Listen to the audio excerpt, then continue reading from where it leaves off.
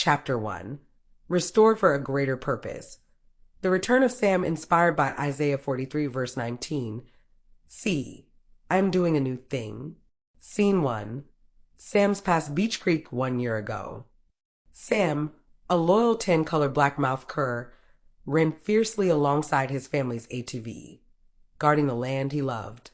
The wind rushed through his fur as he barked at unseen threats. He was a proud protector of Beech Creek. In an instant, everything changed. A stray bullet from a nearby hunter's rifle sliced through the air and struck Sam in the side. He collapsed with a sharp cry as his family rushed to him, their voices filled with panic and sorrow. They raced him to the nearest vet, but hope was slipping away. The injuries were severe, and every minute brought the possibility that Sam might not survive. Scene 2. The Transformation Secret Facility, Unknown Location. As Sam hovered at the brink of death, time blurred into a haze of pain and uncertainty.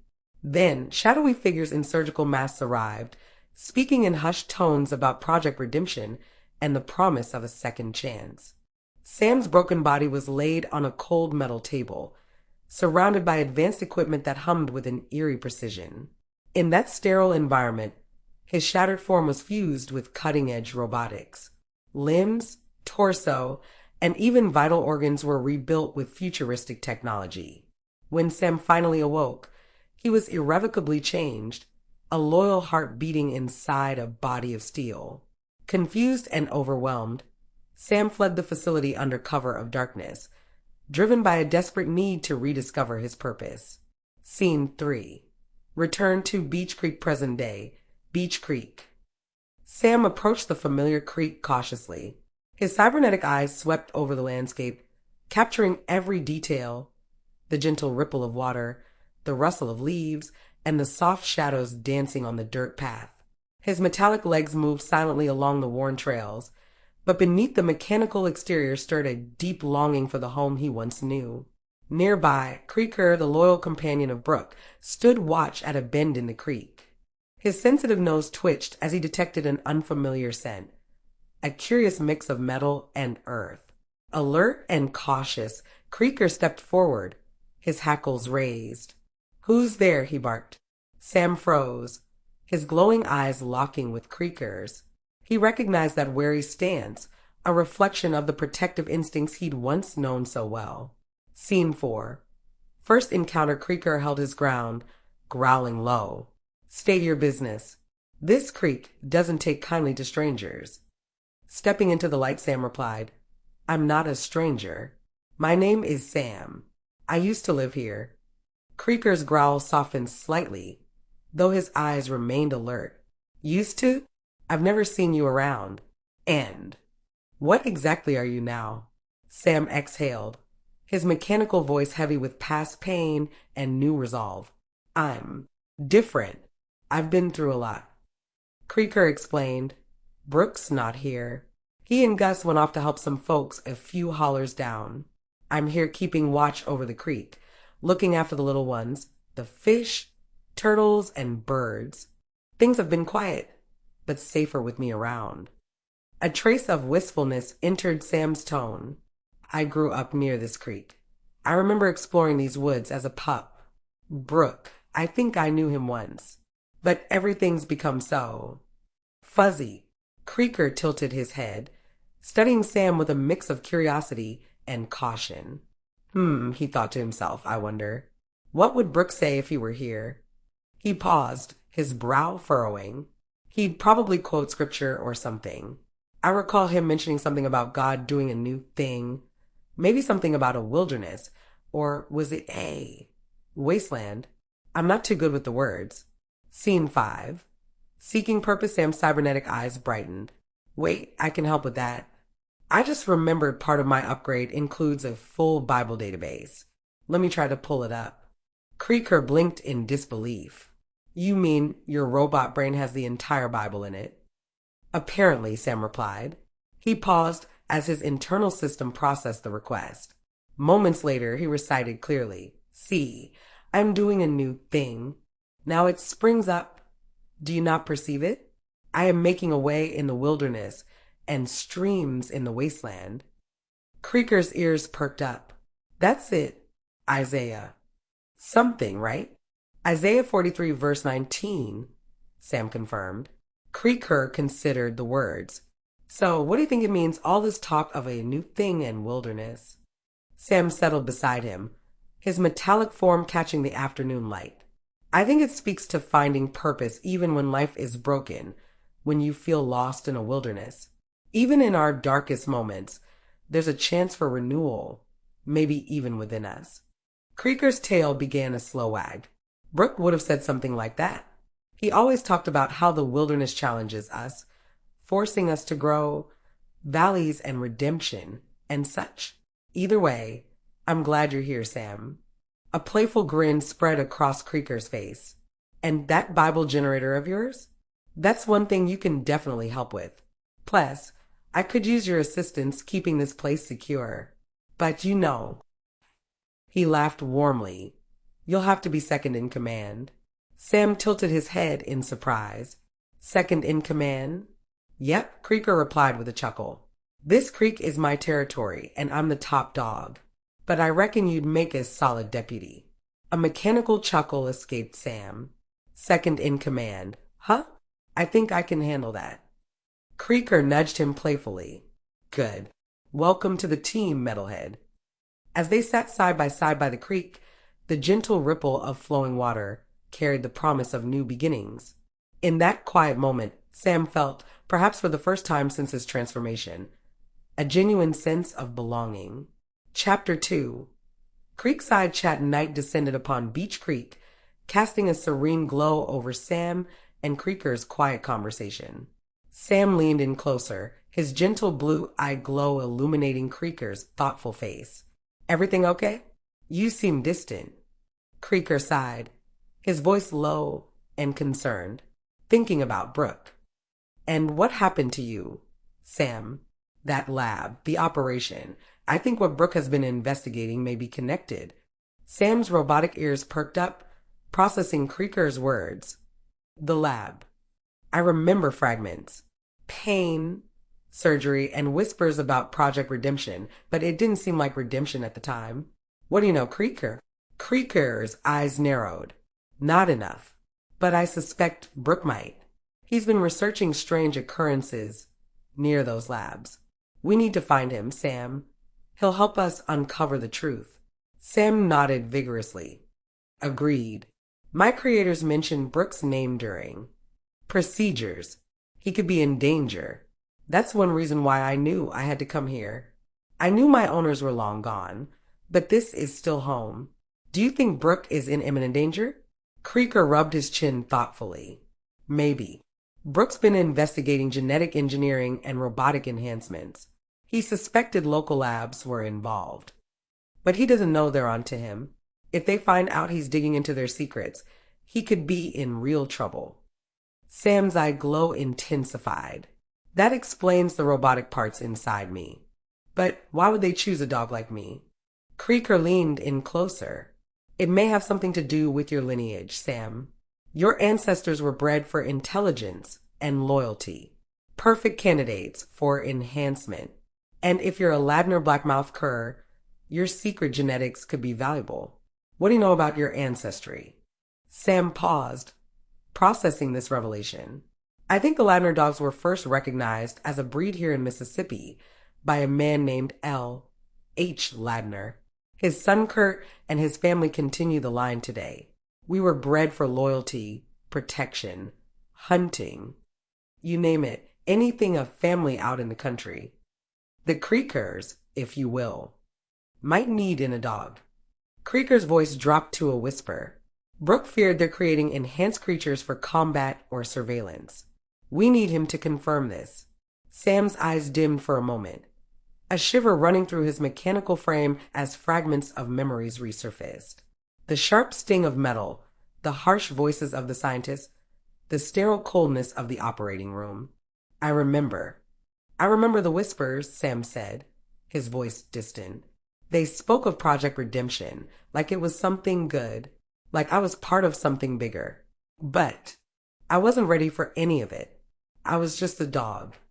Creaker nodded. But you're more than that now. You're more than what they made you.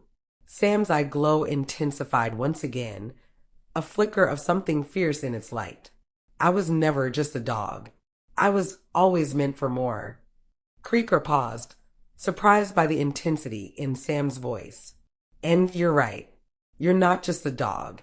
You're more than what was done to you. But I'm not just a Creaker either. Sam turned, locking eyes with Creaker. You're not just a Creaker? What does that mean? Creaker smiled, the first real warmth since their talk began. I may not be half robot or a cyborg like you, Sam, but I'm not just some country dog either.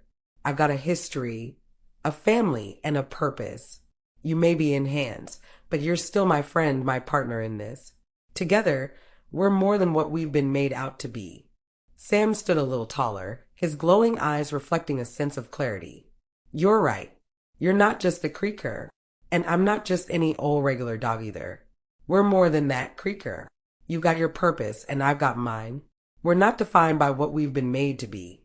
Creaker grinned slightly, the tension lifting for a moment. You're a lot more than just a dog, Sam. Never forget that.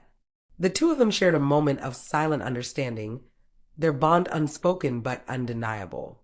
As the stars overhead twinkled like distant sentinels, they turned their gaze back toward the horizon. A sense of urgency had settled between them like a storm cloud, but so had a quiet resolve tomorrow. They would start their search, and they wouldn't stop until they had answers. As they prepared to head to sleep, the wind whispered through the trees, carrying with it the weight of all the unspoken questions and promises that lay ahead.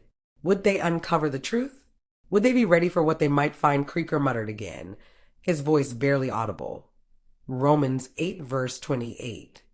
He works for the good of those who love him, even in the darkness, even when it's not clear. Sam nodded slowly. I believe that, even when it's hard to see the good. I believe that. And as the night deepened around them, they both knew, whatever secrets the dawn might bring, they were ready to face them.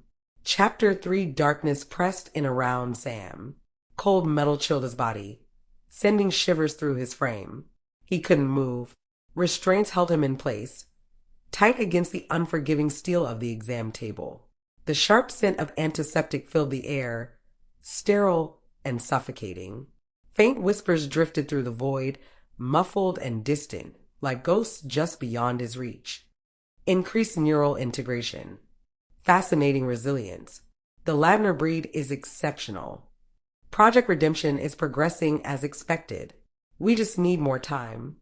A sharp jolt of pain shot through Sam's body, and he tried to yelp, but no sound came out. His vision flickered. Shadows loomed over him, faceless figures with cold, calculating eyes. Then another voice, one that didn't belong. Sam. It was distant at first, cutting through the haze like a thread of light. Sam. Sam, wake up. His eyes snapped open, glowing blue against the pre-dawn darkness. His breath came in short, ragged bursts.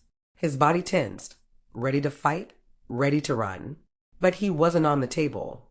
There were no restraints, no whispers, just the soft rustling of leaves, the damp scent of earth, and Creaker. The hound's face hovered just inches from Sam's, his brow furrowed with concern. Hey, Creaker said, voice firm but steady.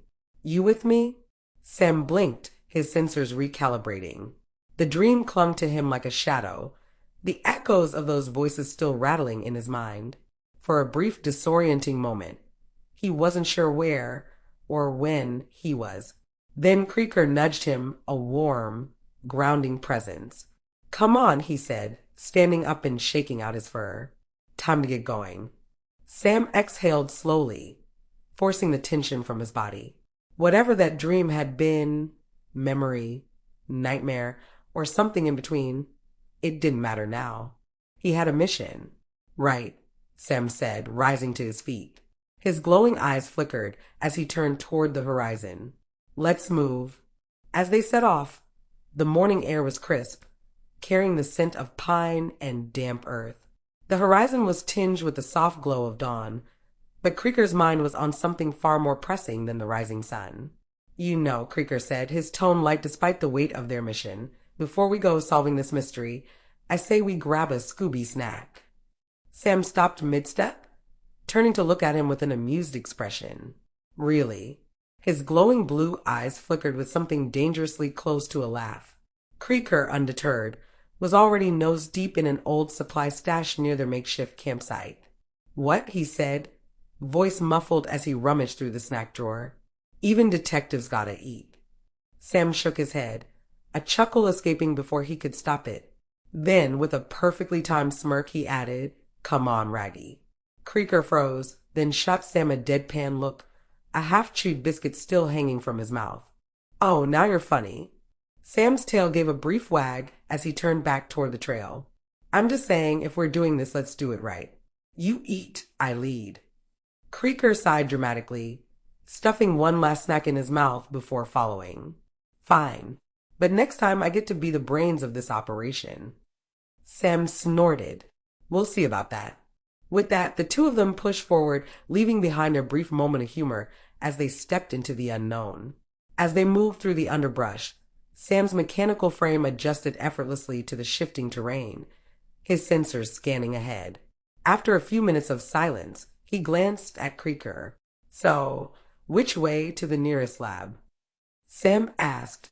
Creaker, still chewing on the last of his snack, mumbled something indistinct. Sam's eye glow flickered. "What?" "Maybe this way," Creaker said, swallowing the last of his biscuit and gesturing vaguely with his snout. Sam stopped, staring at him. "Shouldn't we be using charts?" Creaker blinked. "What? Charts? Maps? Something?" Creaker scoffed. "Okay, genius. Don't you have a map in that fancy brain of yours?" Sam hesitated. Then his ears twitched in realization. "Oh, yeah, my bad." His mechanical systems whirred softly as he accessed his internal database. "But it won't have secret labs on it." "Right," Creaker muttered. "Give me something to work with then." Sam turned expectantly. Creaker thought for a moment, then nodded. "We're in Jackson County. Closest place I can think of that might be connected is an old industrial site near the Pascagoula River. It's been bought and sold a few times. Last I heard, some research firm owned it." Sam processed the information, pulling up relevant data. His eye glow intensified. "Got it. If that's our best lead, we've got a long way to go. It's more than a day's journey from here." Creaker sighed, stretching his legs. "Figures. Nothing's ever easy." Sam nodded. "Nope. But we better get moving. The longer we wait, the more danger Brooke could be in."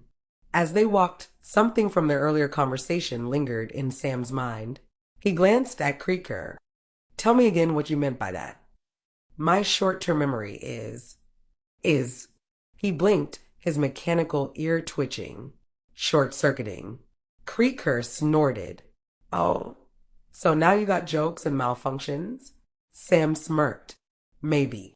Now answer the question." Creaker walked in silence for a moment, his paws pressing against the damp earth. "I meant exactly what I said," he finally answered. "People like to put you in a box, tell you what you are based on where you're from, what you look like, or who your people were. But that ain't the whole story, is it?" Sam considered that. "No, it's not." Creaker nodded. "Same goes for you, Sam. You're more than what they made you. You're not just a science project. And I'm not just some country hound. We're more than that." Sam processed his words, the sentiment striking deeper than he expected. You think God sees it that way?" Creaker turned his head, studying him. "What do you mean?" Sam hesitated. "I mean, I was made into something different.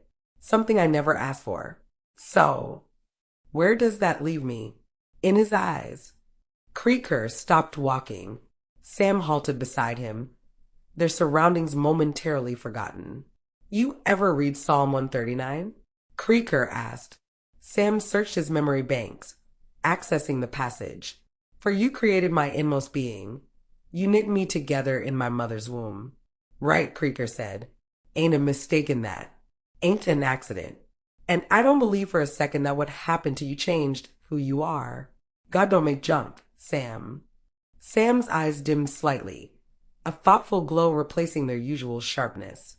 But what if I was altered for something? Wrong. Clique aside. Then he'll turn it for something right. Romans 8 verse 28, remember? Sam nodded slowly. He works for the good of those who love him. Creaker glanced ahead at the endless stretch of land before them and huffed. Fitting, really. 'Cause we've got a long road ahead of us in more ways than one. Sam smirked slightly.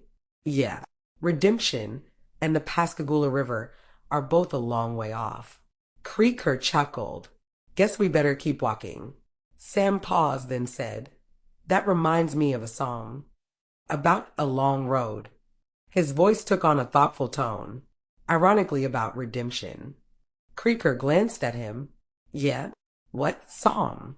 Sam's voice was steady as he quoted, Redemption's a long road.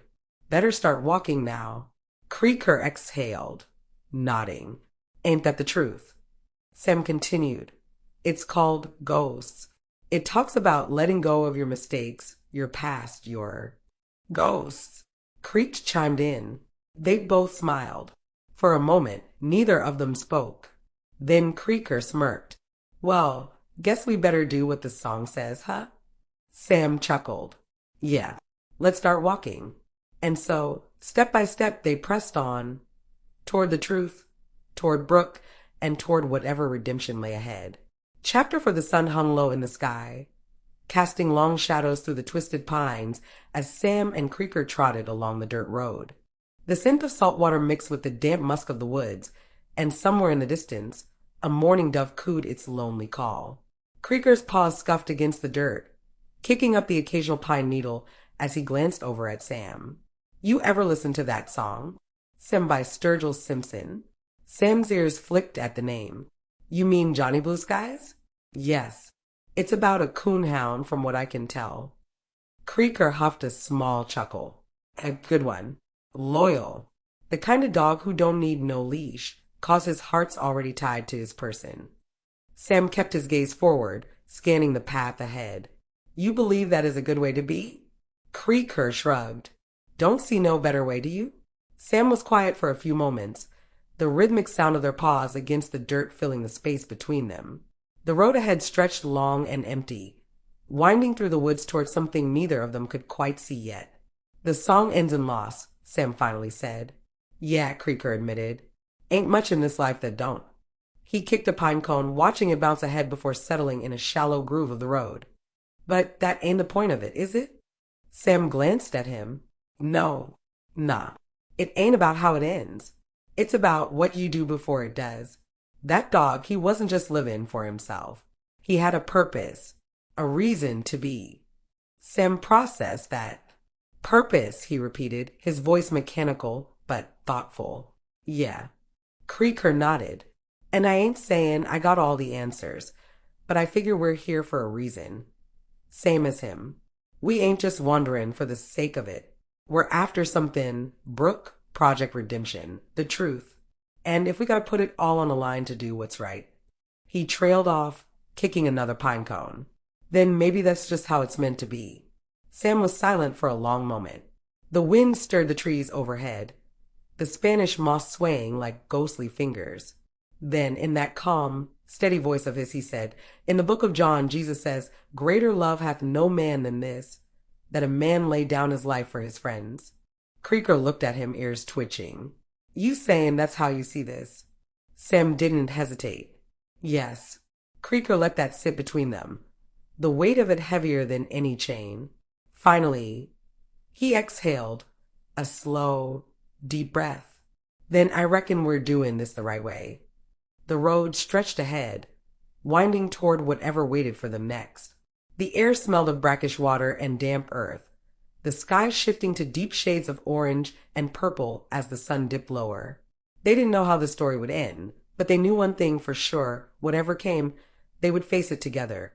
A two-dog team made up of one cyborg cur and one old country hound. Chapter 5, the sound of drills grinding against metal. Knives piercing flesh.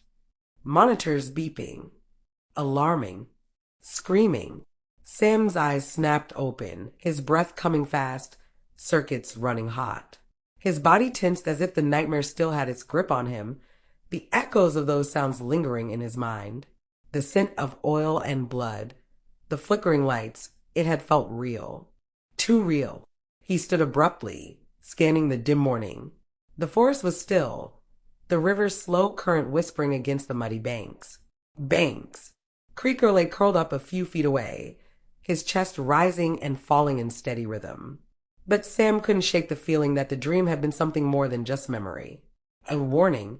His instincts hummed, that deep, unshakable sense that had kept him alive through every fight, every chase. Maybe it was time to turn their hats around, if they had any. He nudged Creaker. "Wake up." Creaker groaned. "Sun ain't even warm yet." "We need to move," Sam said, glancing toward the trees. "Something's coming." Creaker stretched, eyeing him. "You sure that ain't just dream jitters? You look like you've seen the ghosts of Scooby-Doo. All 13 of 'em." Sam didn't answer. His gut told him all he needed to know. Brooke was out there. So were the answers. And if his nightmare was right, so was something else. Something that had been waiting for them. They reached the river by nightfall. A storm had slowed them down and left the world damp and quiet. Mist curled above the water, twisting through the cypress trees like ghosts. Sam stood at the edge, scanning the landscape. His sensors picked up faint heat signatures, humans miles away. He adjusted his optics, enhancing the zoom. A dock, an old fishing shack, a boat. Sam took a quick look around the shack. He didn't let on to Creaker yet, but Brooke had left clues for them. At least, he thought so.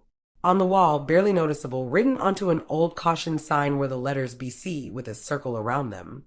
Subtle. But Sam caught it. Brooke must have known I would figure out his clue, Sam thought. But wait. How did he know I would be here? Sam reasoned that Brooke must have witnessed his escape. And if Brooke knew he was here, the lab did too. They would be coming for him, but he may be the key to solving this mystery. Creaker flopped onto the muddy bank. "Are we on break? Or are you ready to swim?" Sam's circuits hummed. The boat was a risk, but swimming wasn't an option, not with his metal parts.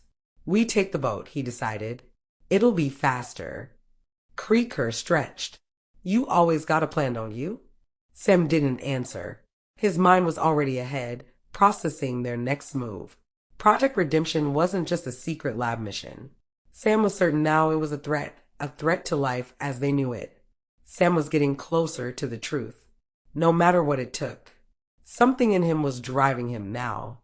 Maybe it was fear or anger, or maybe his willpower had overridden the lab circuits in his brain, and he was now able to use his strengths against the enemy. He could sense where they were, and even what they would do. Devotion, strength in the face of the unknown, for God has not given us a spirit of fear, but of power and of love and of a sound mind. 2 Timothy 1 verse 7, Sam's nightmare wasn't just a memory, it was a warning. Yet instead of running in fear, he faced the unknown with determination. Even as he sensed the enemy closing in, he pressed forward, using his strengths not as chains, but as tools for freedom. How often do we feel trapped by fear of failure, of the unknown, of forces beyond our control? Yet, Scripture reminds us that fear does not come from God. Instead, he equips us with power, love, and clarity of mind. Like Sam, we may not fully understand the battles ahead, but we can move forward in faith, knowing that we are not controlled by fear, but strengthened by purpose.